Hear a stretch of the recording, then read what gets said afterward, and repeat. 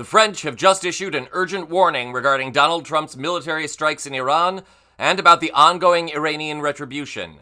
And Trump needs to pay attention. Welcome back to Occupy Democrats. I'm David Reddish. As you may know, following Donald Trump's airstrikes on 3 sites in Iran, including the Fordo underground nuclear facility, the world remains tense. Israel continues to attack Iran, including sites in the capital of Tehran. Iran has moved to close the Strait of Hormuz, the shipping corridor where tankers deliver between 1/4 and 1/3 of the world's oil. And U.S. intelligence has warned of reprisal, and this morning, it began. Al Udeid Air Base is the largest U.S. air base in the Middle East, with 10,000 troops estimated to be stationed there. The base is also host to U.S. Central Command's regional headquarters and command facilities for special forces. The report comes after Qatari authorities temporarily suspended air traffic in the country's airspace.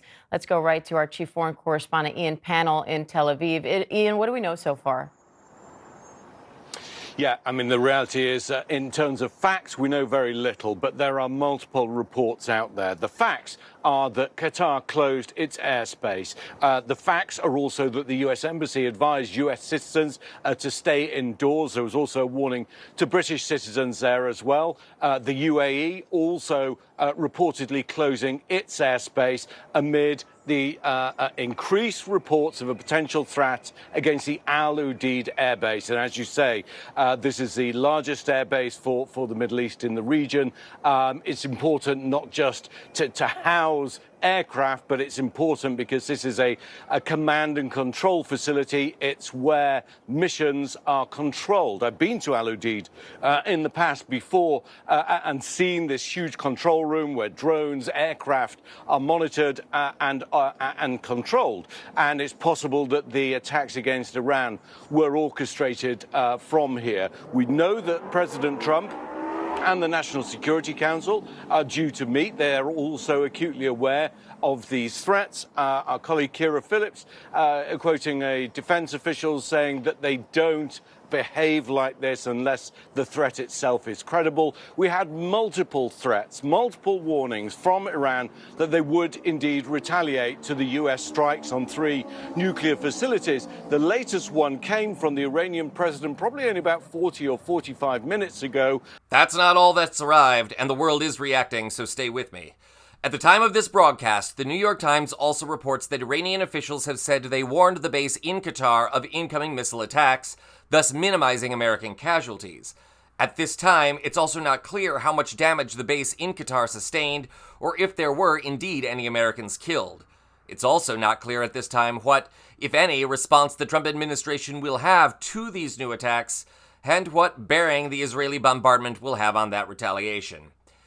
The target in Qatar, the Al Udeid Air Force Base, is the largest U.S. base in the Middle East and has played a vital role in maintaining U.S. security in the region over the past 2.5 decades.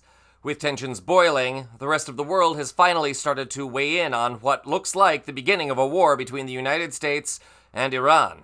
And thankfully, they're trying to lower the temperature. Taking to Twitter this afternoon, French President Emmanuel Macron had this to say: "I express France's solidarity with Qatar, which has been struck by Iran on its soil. I am in close contact with the country's authorities and our partners in the region. I call on all parties to exercise the utmost restraint, de-escalate, and return to the negotiating table. This spiral of chaos must end." This is, frankly, a welcome response by Macron. Notice how he eschews mentioning or criticizing the United States or Donald Trump there, and he easily could have done both. He's also correct to push for diplomacy. Earlier today, we already reported about meetings between Vladimir Putin of Russia and Iranian Foreign Minister Abbas Araghchi to determine a response to the attack by the United States, as well as the remarks by Russian Prime Minister Dmitry Medvedev about supplying Iran with weapons, including the possibility of nuclear weapons.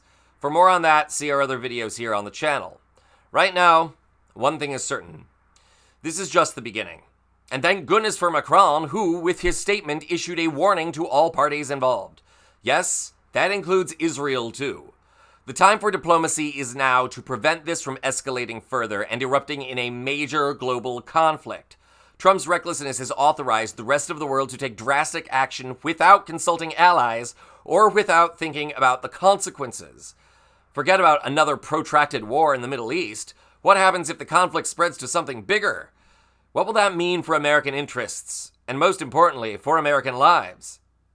The time for talks is now, and I, for one, call on the Ayatollah, Donald Trump, and Benjamin Netanyahu to negotiate an end to this mess before it gets any worse. Critics of all three leaders have referred to them as madmen in the past. We're about to find out just how crazy and foolish they are. We'll have more on this story as it develops. This is Occupy Democrats.